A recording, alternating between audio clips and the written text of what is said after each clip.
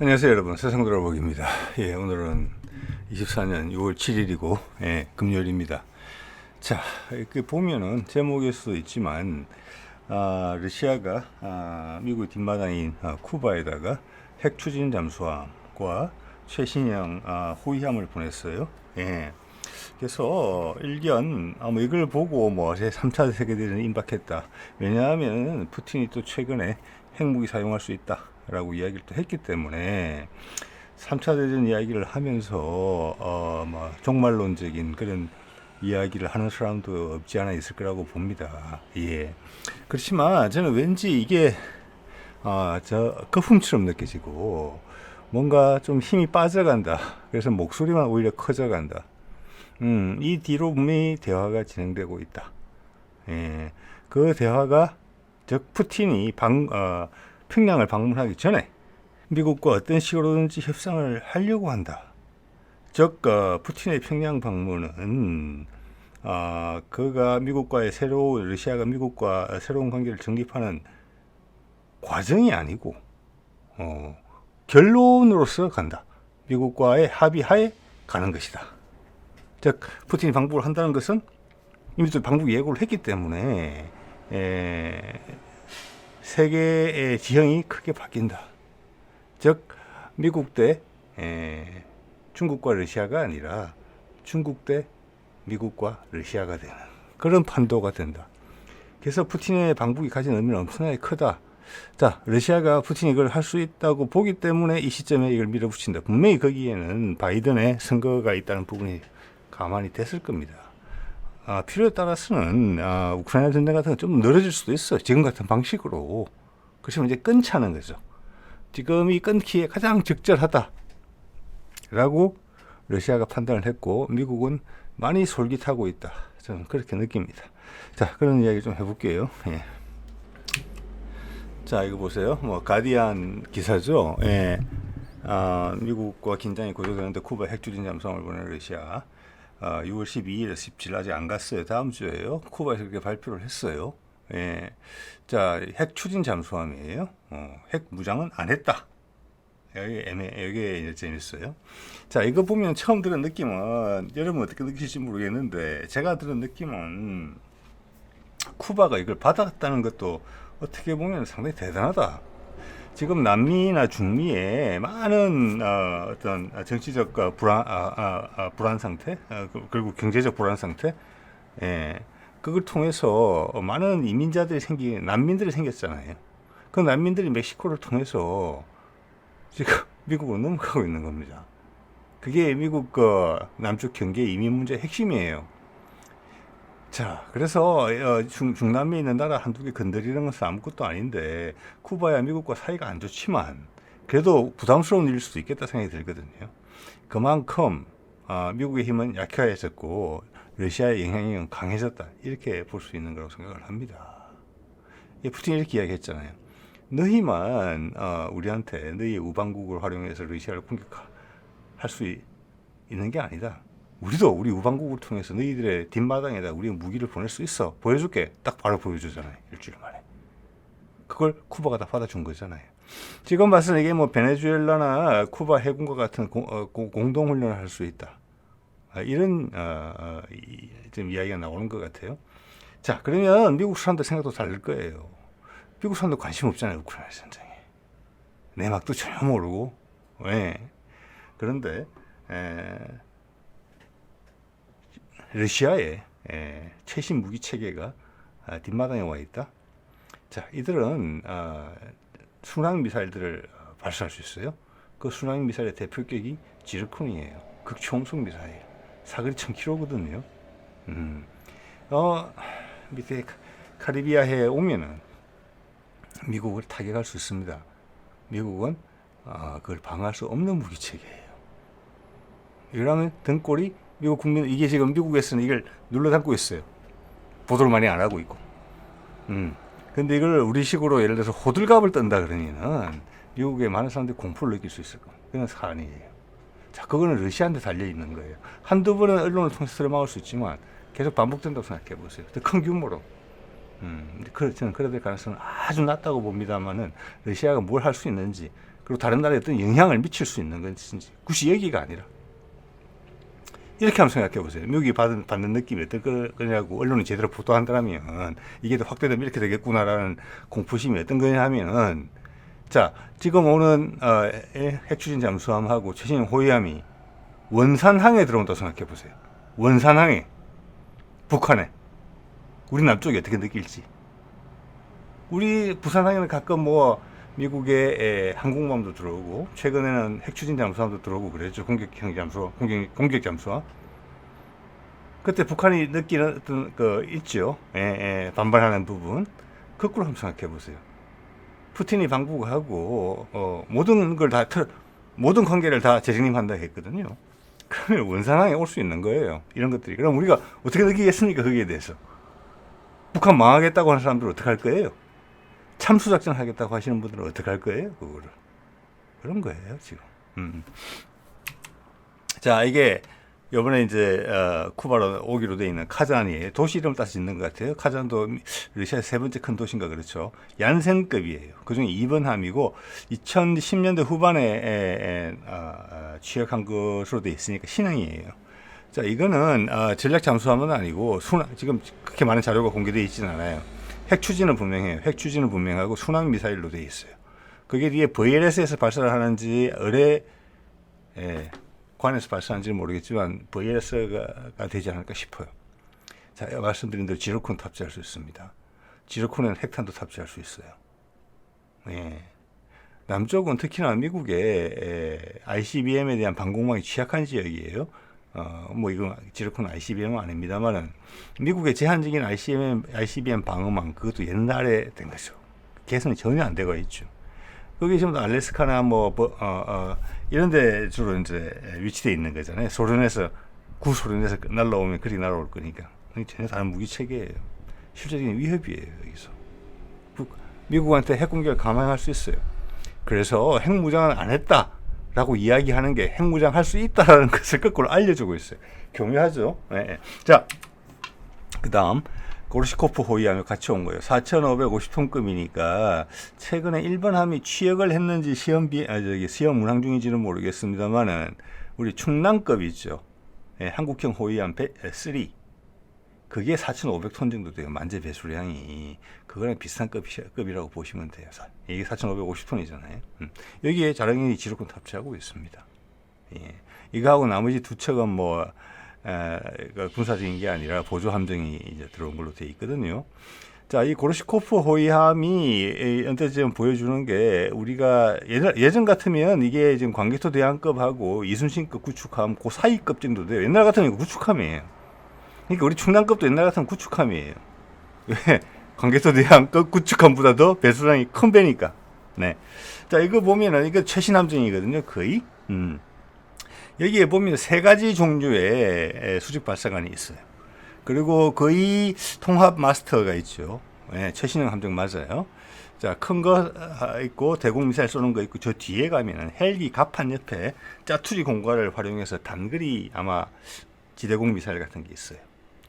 저는 이 아이디어가 우리 해군하고 상관이 많이 있다고 보거든요. 우리 해군이 전용 수직 발사관을 가지고 있다는 게 그 의미거든요. 기존에 한국형 수직 발사관에서 다 발사가 되지만 그건 8개짜리니까 공간이 많이 필요하단 말이에요. 물론 4발씩 들어가는 거니까 공간 효율성은 상관없어요. 그런데 많은 배에서 8개짜리가 안 들어가는 경우가 많이 있다는 거죠. 그리고 그 자리를 아껴 쓰려고 그러면은 해군 같은 미사일은 따투리 공간에 쓰면은 기존에 있는 VLS도 다른 무기를 더 넣을 수 있잖아요. 그래서 비행 갑판 같은데 쪽쪽쪽 비행 갑판 저 뒤에 하고 난간 사이에 이런 데 VLS를 길이 방향으로 4개씩 이렇게 넣어놨어요. 아마 우리 해군도 향후 이제 그런 식으로 활용될 거라고 보고 지금 충남함도 빈 공간이 많이 있죠. 이것만 보더라도 지금 앞에 VLS가 상당히 들어가 있는데 우리 거의 공간이 비슷해요. 우리 충남함이랑. 근데 우리는 지금 제한적 수직 발사관만 들어가 있는 그런 형태죠. 자, 그런 얘기 좀 드려봤고요. 자, 이런 움직임은 뭐냐? 이거 얼마 전에 제가 소개를 드린 겁니다만은 미국이 제공한 무기를 러시아 본토 공격을 용인하겠다. 그때 이거 뭘 다룰 때 제가 썼느냐 하면은 에이테킴스 미국이 제공한 무기로 러시아 본토 내부를 깊숙이 공격할 수 있는 무기는 그거밖에 없어요. 200, 300km 날아가는 거. 예. 그런데 그것도 지금 러시아 방공망에 다 걸린단 말이에요. 이게 무슨, 이건 그래서 블러핑이다. 허풍이다. 단지 긴장 고조하는 거다. 대중들한테. 이 전 세계 대중을 멍멍이 꿀꿀이로 지금 취급하는 그런 거예요. 지금 많은 것들이 그래요. 자, 거기에 대해서 푸틴이 대응을 또 한 거예요. 이에 대해서 실질적인 큰 위협으로 느끼지 않으면서도 향후 더 커질 수 있으니까 그에 대한 자른다는 의미도 있어요. 이 정도에서. 그건 무섭지 않지만 이게 더 확대될까 봐 자른다. 그런 의미도 있는데 기본적으로는 허풍의 맞장구다. 맞장구다. 이렇게 봐진다는 거예요. 그래서 보낸 거죠. 쿠바에다가. 네. 말씀드린 것처럼 실제적인 군사적 위협이 될 수 있다는 것을 보여주고 구소련 시절에 구소련과 미국이 팽팽할 때 쿠바가 그 그룹에 속해 있기 때문에 보냈죠. 러시아는 그 다음 붕괴됐었어요. 근데 쿠바가 옛날 구소련 시절처럼 지금 러시아를 대접해주고 있다. 이게 또 묘한 거예요. 자, 그럼 여러분 조금만 돌려서 생각해 볼게요. 저희가 좀 전에 드린 말씀에 동의를 하신다면은 뭐냐? 중국은 네, 지금은 러시아하고 미국이 있는 양대 체계가 아니잖아요. 러시아는 3위로 분류되고 있어요. 그것도 2위와 차이가 큰 3위. 1, 2위는 누가 1, 2위인지 정확히 모르겠어요. 미국과 중국 사이에. 엄청난 캐스팅보트 역할을 할 수 있는데 그 캐스팅보트 하나만 가지고도 예전에 미소 냉전을 지금 언급하는 언론 보도들이 제법 보여요. 그럼 중국하고 러시아하고 지금 한편으로 돼 있는데 지금 어찌되는 거야 미국이. 이런 해석은 비록 없지만 러시아가 가운데서 가진 힘, 내가 누구를 선택하느냐에 따라서 분위기가 완전히 달라질 수 있다 라는 것을 한 번 더 확인이 돼요. 거꾸로 보면은. 네. 자, 거기다가 계속 어떤 허풍의 연속이 계속되고 있어요. 이게 이제 지금 노르망디 상륙 작전 몇 주년 기념 이런 게 있고 유럽에서, 그래서 바이든이 지금 유럽에 가 있고 또 G7 회의도 지금 이태리에서 있게 되고 그런 시기예요.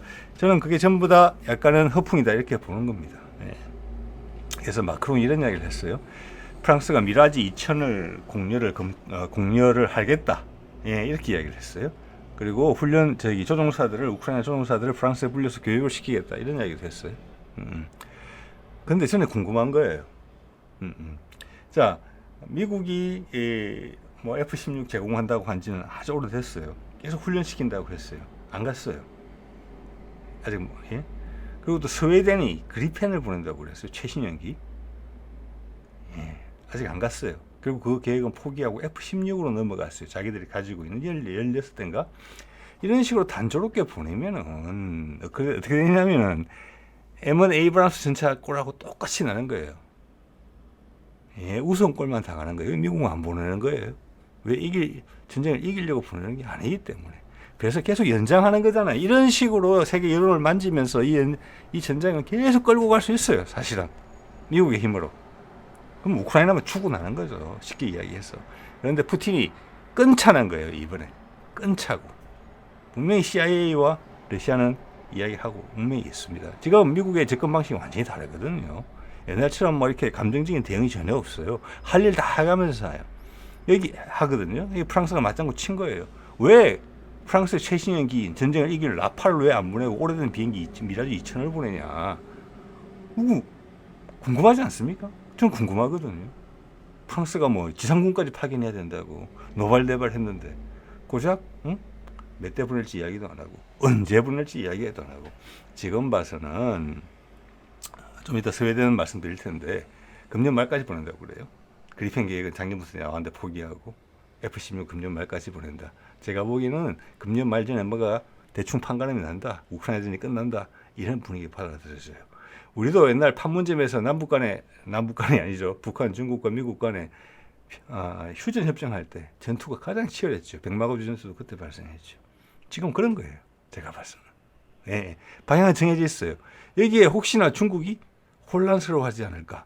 중국이 혹시 속지는 않을까 이 분위기에. 그런 전략적 묘수가 뒤에 숨어 있을 수는 있겠다 생각이 들어요. 자, 이게 스웨덴 이야기죠. 원래 그리펜, 그들이 가진 최고의 비행기죠. 예. 를 보내려고 했는데 그 제공 계획이 취소됐다. 금년 3월 28일 날 내용이죠. 그리고 F-16을 보내겠다. 금년 말까지. 가급적 빨리 보내겠다. 그렇게 제가 그 국방장관인지 스웨덴 뭐 총리인지까지는 모르겠어요. 직접 발언을 들었습니다. 우연히. F-16 열 몇 대인가? 예. 열 몇 대인가 60대가 정확하게 안 했습니다. 제가 봐서 16대가 맞는 것 같습니다. 보내겠다. 바로 가능한 한 빨리 이래놓고 연말까지는 보낸다. 이렇게 이야기했어요. 그래서 허풍이 지금 마지막 종착역을 향해 가고 있다. 왜냐, 지금 러시아도 저걸 보냈기 때문에 러시아가 지금 자르는 맛이 커요, 지금 이게. 이렇게 되면은 이게 굳은 자가 돼가지고 이 다음 행보를 하게 되면은 대중의 눈에서도 아무리 잘 속아주는 대중의 눈에 봐서 이건 좀 심한데라는 생각이 드는 정도의 긴장 악화가 되는 거예요. 자, 그런 수가 주고받고 있고 밑으로는 협상의 틀이 왔다 갔다 하고 있다.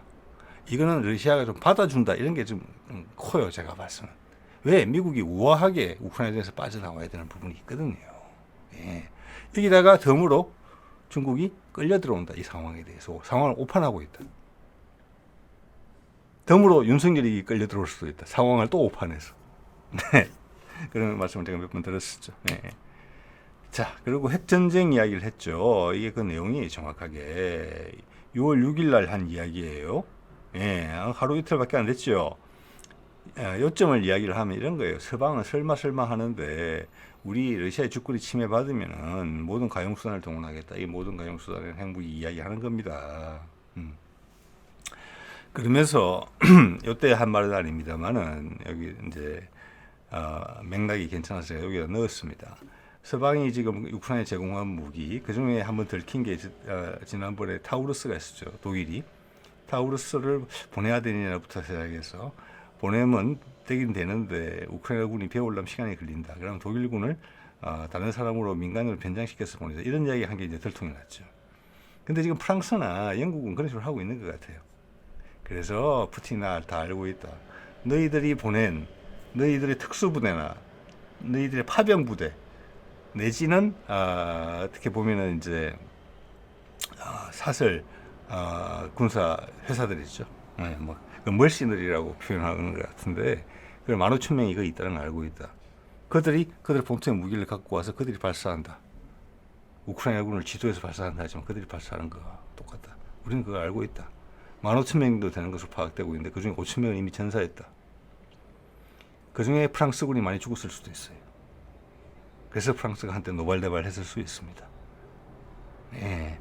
자, 근데 갈수록 이제 치닫는 거죠, 이렇게. 이제 더 가면 어디까지 가야 될지 모르겠는 거죠. 이게 수준을 충분히 다 올려놨어요. 더 이상의 이제 허풍을 뜰 수가 없게, 그 다음 실제가 될 수 있게. 예. 어떻게 보면 서로 맞장구를 치면서도 기싸움을 하고 있다. 전투를 벌이고 있다. 이렇게 본다는 말씀을 드리는 겁니다. 네. 자, 갑작스레 아프리카 말씀을 잠깐 드릴게요. 이게 상관이 있어요. 이게 실제적인 흐름이에요. 이것을 미국이 알고 있어요. 알고 있고 이제 용인을 하고 그게 가자 전쟁에도 영향을 미치고 우크라이나 전쟁은 푸틴이 충분히 타협해 줄 수 있다. 미국이 체면을 차릴 수 있게. 이게 타협해 준다면 오늘 앞서 쭉 말씀드린 게 그 타협의 내용이죠. 예, 치고받고 하면서. 예. 자, 그 협상이 완료가 되면은 푸틴의 방북으로 짠 해결하자. 이런 그림이 아닌가 싶어요.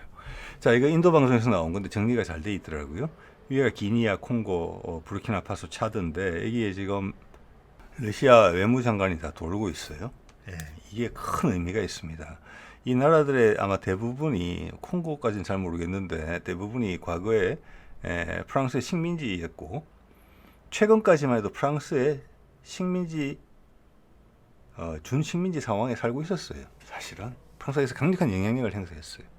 그래서 여기에 있던 이제 정권들은 계속 독재 정권이죠. 계속 군사 쿠데타로 바뀌는데 그냥 뭐냐 거기도 이제 여기에 프랑스의 경제 체제에 편입이 돼 있고 여기 미국 기술로 다 들어와 있어요. 대부분. 그래서 착취하는 거예요. 기본적으로 여기 우라늄도 나오고 뭐 금도 많이 나오고 그러죠. 헐값에 싼 노동력을 제공하면서 가공하지 않고 원석을 다 팔아요. 자, 그러면서 그 중에 이들 나라들의 그 중간 역할을 하는 사람들이 있겠죠. 내부적으로 자기 나라 사람들 착취하면서 그걸 미국이나 프랑스에 제공하고 그 사이에서 이익을 가운데서 갈라먹는 사람들이, 그런 사람들이 군부 세력들과 연계가 돼 있었어요. 예. 그러니까 새로운 쿠데타를 해가지고 정권이 바뀌면은 돈을 먹는 시스템은 안 바뀌어요. 해먹는 시스템은. 새로운 군부 정권이 그 돈을 따먹는 거죠. 그게 계속 반복되어 왔던 거예요. 그게 작년 정도니까 전부 다 까발려졌잖아요. 이제. 그게 세상에 변하는 가장 큰 힘이에요. 우리도 내일 아프리카 뭐 회의한다고 돼 있던데, 지금 뭐 중국도 왔다 갔다 하고 여러 군데 왔다 갔다 해요. 왜? 지금 시장이 커질 수가 있는 곳이 미개발지인 데가 아프리카밖에 없어요. 거기가 아직 식민지 살이를 하고 있었어요. 그게 밀려난 거예요. 그 자리를 누가 꿰찼느냐? 러시아가 꿰찼다. 러시아가 희망이 됐기 때문에 이들이 믿고 한 거예요. 여기에 프랑스 군들, 미군들 다 있죠. 그 빈약한 군사력을 가진 이런 군부 정권들은 프랑스 군과 미군의 힘만으로도 재쿠데타 시켜가지고 다시 바꿀 수가 있어요. 자, 그럼 우리가 어떻게 먹고 살아야 될까? 너희는 우리 시스템에 완전히 고착돼 있어. 이런 거에서 러시아가 새로운 희망을 줬기 때문에 이 사람들이 용기를 내서 하는 거예요. 그래서 러시아와의 관계를 맺는 거예요. 그래서 투자도 받아야 되겠다. 러시아는 프랑스와 미국과 다르다. 군사적으로 우리를 좀 도와다오. 우리는 아직 약하니까. 러시아가 그런 역할을 해주겠다. 이렇게 되고 있는 거예요, 지금 이게. 그래서 프랑스는 정말 화나는 일 많을 거예요, 러시아 때문에. 이게 다 쫓겨났잖아요, 결국은. 역쿠데타 시도도 있었어요, 최근까지도. 콩고 같은 데서는. 부르키나파소에서도 역쿠데타 시도 있었어요. 그 뒤에 다 누가 있었겠습니까? 프랑스 아니면 미국이에요. 결국 프랑스군 다 쫓겨나고 미국 다 쫓겨났죠. 그래서 아프리카에서 영향력이 줄었어요. 그런데 미국과 패권 경쟁을 하고 있는 나라라면은 중국이 여기서 그런 역할을 해야 돼요. 그래서 제가 중국이 푸틴의 말을 따라한다, 몸으로 체득하지는 못했다, 맞는 것 같은데 나는 그렇게 문화적 저변이과 영향이 없다. 진정한 리더십은 푸틴이 행사한다. 거기에 올라타고 있다. 이걸 중국이 한다고 생각해 보세요. 중국은 돈도 많잖아요, 현재로서. 여기도 물론 다 관리하고 있겠죠. 근데 큰 흐름, 정치 군사적인 흐름은 러시아가 땡겨주고 있어요. 이걸 미국이 다 안다는 거죠. 아까 미라지 2000 이야기했던 마크론도 잘 알고 있다는 것이고, 이 아프리카 대륙이 살아나려면, 우리도 문재인 정부 때 이집트 방문했을 때, 그때 K2 팔고 K9을 좀 팔았죠.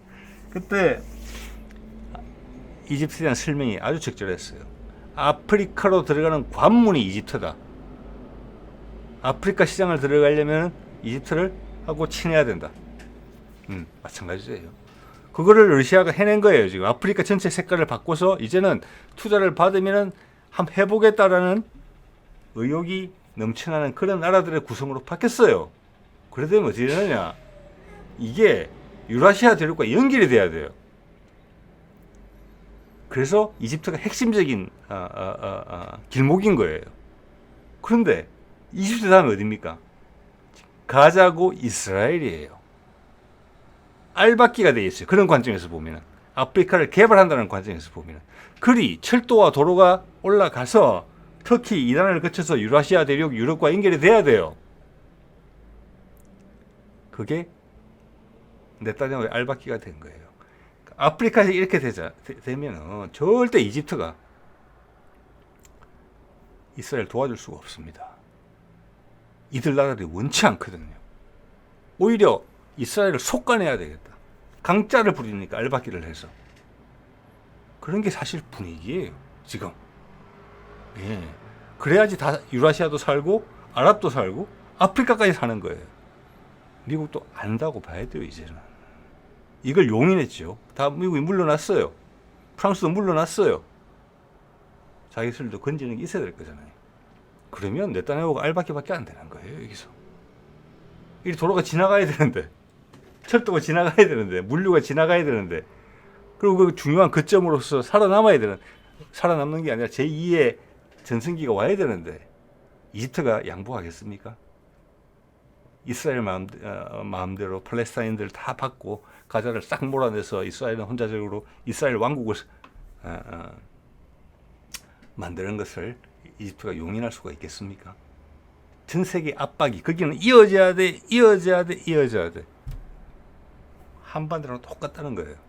푸틴이 방북을 한다는 것은 이제는 오늘도 말씀드렸습니다만은 이제는도 결론 온다는 것은 미국과 합의됐다는 것을 의미한다. 통해야 돼 압박이 다 들어온다는 거예요. 그 과정에서 중국이 제외될 수 있다. 미국의 결정이다. 자, 그러되면 사통팔달이 되는 거예요. 유라시아 대륙이. 그렇게 되면 해양 세력인 이때까지 해양 세력이 전 세계를 주도해 왔잖아요. 패권국인 미국이. 거기에 낀 게 있는 해양 세력 영국, 일본 이런 나라가 세계를 주물러 왔거든요. 이 패배를 인정하는 게 지금 힘든 거예요, 지금. 근데 그걸 인정 안 하고 무대뽀로 밀어붙여서는 바이든은 치욕적인 대통령으로 남을 겁니다. 미국 역사에서. 그걸 인정하느냐 마느냐 요구예요. 그 하나의 압박 카드로서 쓰는 게 이거예요, 지금. 라프로프 외교부 장관 돌아다니면서 하잖아요. 이 나라들이 다 러시아와 손잡고 싶다는 거예요, 지금. 중국도 아니고. 그러면 이집트 대통령 어떤 느낌 받겠습니까? 이스라엘 편 들 수 있겠습니까? 못 들죠. 그러면 위에 이란이나 터키 같은 강국들이 이스라엘을 몰아붙인다고 마음을 먹는다면 엄청나게 힘이 붙겠죠. 거기에. 왜? 전 세계가 원하는 거니까. 그런 분위기가 한반도에서 연결될 수 있다. 그게 푸틴 방북의 의미다. 푸틴이 방북한다는 것은 미국과 합의가 됐다. 이런 방식으로. 권좌에서 물러나오고 우아하게 물러나오고 다극화 세계를 만져라. 중국이 충분히 견제가 될 수 있다. 이걸 되돌릴 수는 없다. 이것까지 다 먹으려고 하면 너는 그냥 몰락이다. 미국 너는. 내가 보여줄게 다른 걸로 그러면. 군사적으로 경제적으로. 그럼 내가 일단 중국하고 일을 같이 하는 것만으로도 너는 가는 것이다. 이거예요. 니한테 갈 수 있는 자존심만 조금 눌러 담으면은 너도 지금보다 훨씬 나은 안정된 기반을 가지게 된다. 지금 같은 골목대장 노릇은 못하겠지만 이런 메시지라고 봅니다. 다 돼가는 거 아닌가 싶어요. 제가 봤을 때는. 지금 돌아가는 걸 봤을 때. 이게 그걸 보여주는 거죠. 그래서 이거는 지금 아프리카 순방하는 것은 쿠바에 핵추진 잠수함 보낸 것보다 더 크다. 저는 그렇게 봅니다. 이 두 가지가 다 군사적인 거, 경제적인 게 다 묶여 있는 곳이 북한이다. 북한에서 푸틴이 원하는 게 그런 거다.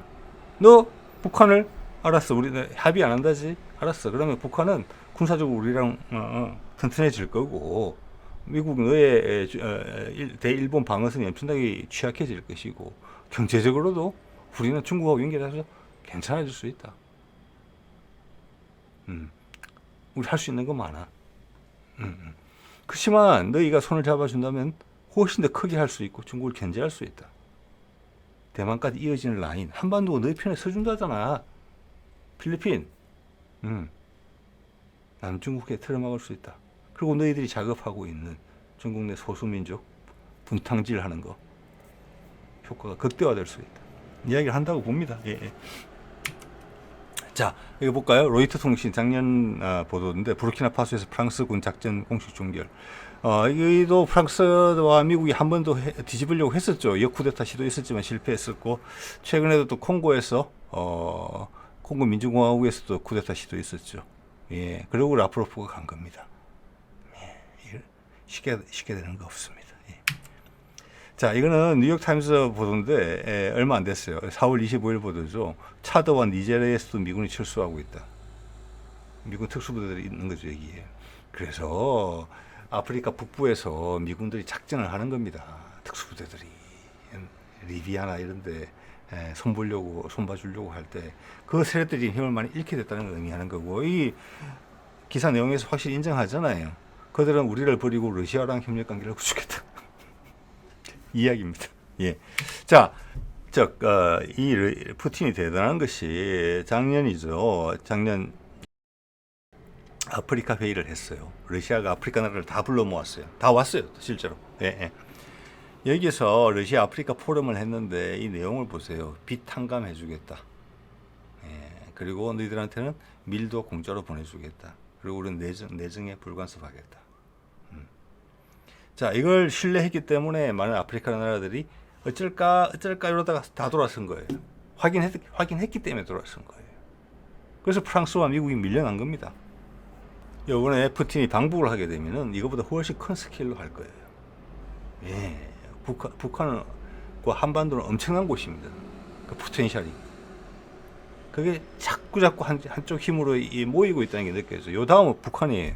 아, 빅타임 되겠구나. 엄청나게 큰 일을 벌일 수가 있겠구나. 중국은 거기에 대해서 살짝 오판을 하고 있다.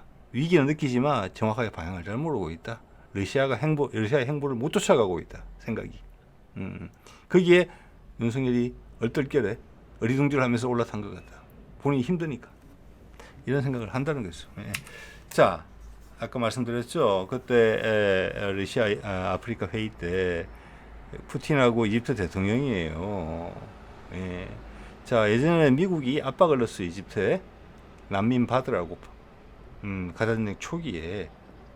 예. 왜? 경제적으로 미국의 영향을 크게 받고 있기 때문에 이집트가 능능치가 않아요. 예. 근데 지금 아프리카의 내부에서 벌어지는 분위기 보세요.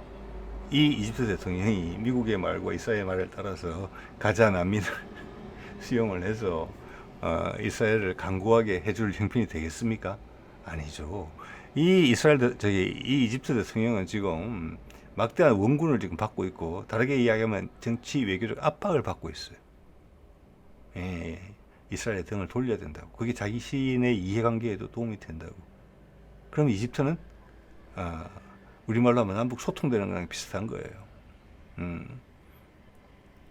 지금 이스라엘 자리부터 해가지고 시리아, 뭐 레바논도 있죠. 그 통해서 터키로 연결돼서 그게 아프리카와 연결되고, 그거 딱 중간 기착지. 또 바다를 통해서 지금 인프라가 있으니까 지중해를 건너서 유럽으로 바로 연결될 수도 있어요. 거기에 가스도 있고 석유도 있어요. 그 앞바다에. 지금 전쟁통이라서 그런 게 다 물 건너가 있는 것이죠. 지금 다 분절돼 있는 거죠. 그게 가능할 수 있겠다는 것을 이집트 대통령이 이제는 느끼고 있는 것이죠. 전 세계가 원하는구나. 미국만 힘을 빼주면 되는 거예요. 거기서. 예. 터키도 알고 있고 이란도 알고 있어요. 다시들한테 복이 되는 게, 이 기회에 이스라엘을 속아내고 싶은 생각이 크게 들 거예요. 아마. 역시 미국의 결정이죠. 그것도.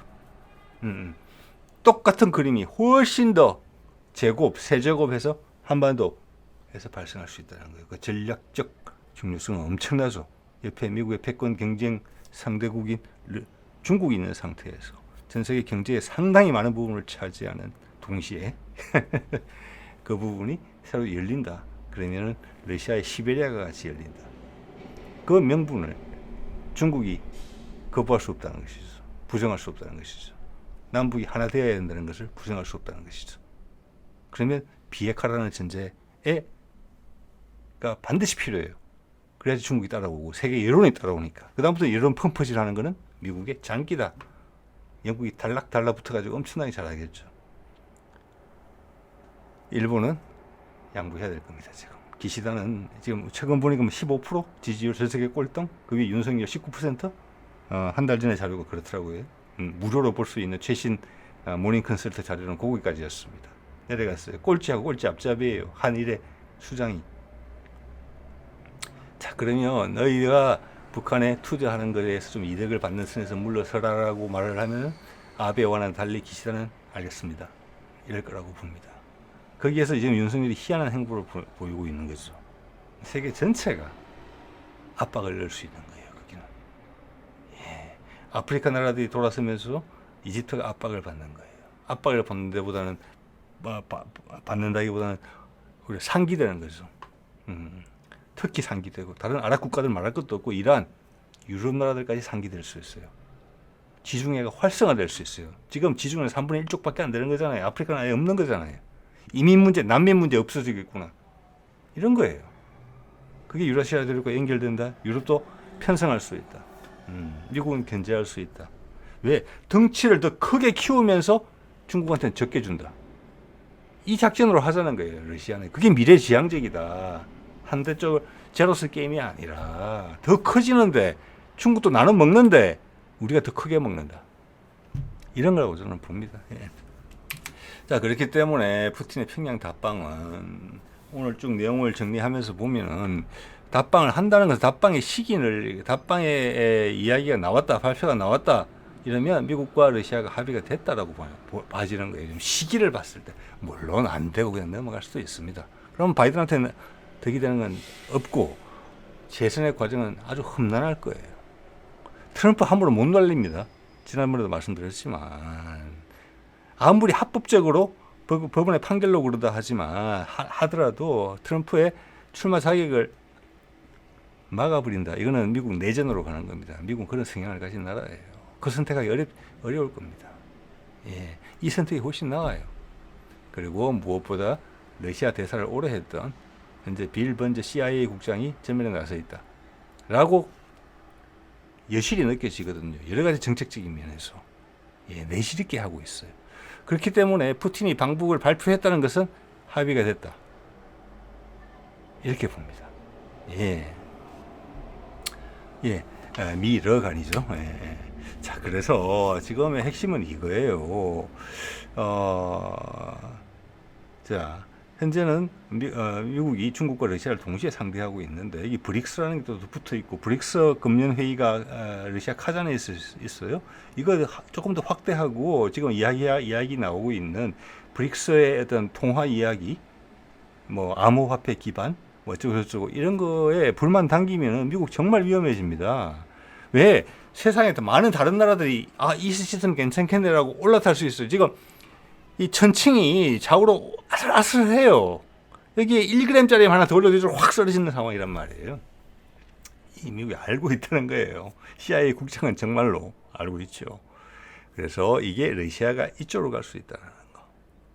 그게 푸틴의 방북이 발표된다면 그 의미라고 저는 감히 생각합니다.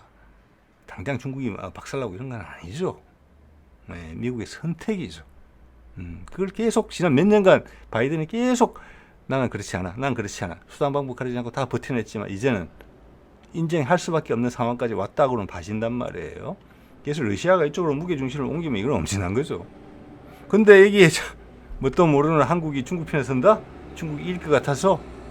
그래서 혹시 우리 윤석열 정부가 중국과 러시아는 계속 한편일 것이다. 왜? 미국 다 망가져가는 부분이 보이니까. 네. 그렇지만 러시아의 생각은 중국은 덜 성숙됐다. 지금 방식으로는 중국이 미국을 제치고 그냥 패권국이 되겠다는 의도가 더 강하다. 미국보다 더 그렇게 된다면 미국보다 더 안 좋은 세상이 초래될 수 있다. 그건 아닌 것 같다. 나는 진정한 다극화를 원한다. 중국은 우리말을 따라하지만 실제 내용상 그것을 해결해낼 역량은 문화적 역량이 아직 안 된다. 근데 우리는 중국과 러시아는 한 몸이다 라고 생각한다. 영원히 한 몸일 것이라고. 푸틴의 마음을 읽지 못한다. 그래서 푸틴이 방북을 한다니까. 예, 중국한테 해서 너희가 미국한테 유리하게 지내는 데 내가 도움을 줄 테니까 러시아의 북한에 대한 영향력을 최소화해달라. 그러니까 결과적으로는 박근혜 때랑 똑같은 거예요. 중국과 러시아가 힘을 모아서 북한을 압살할 수 있게 해달라. 푸틴이 방북을 한다니까. 자, 제가 봤을 때는 그게 지금 현실의 작금의 상황과는 괴리가 좀 있다. 러시아가 옮겨 다닐 수 있다는 부분에 대해서 판단을 못하고 있다.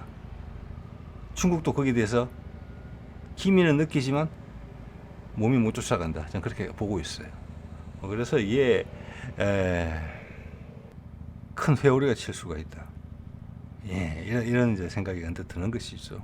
예, 자, 오늘 이 정도 하겠습니다. 네.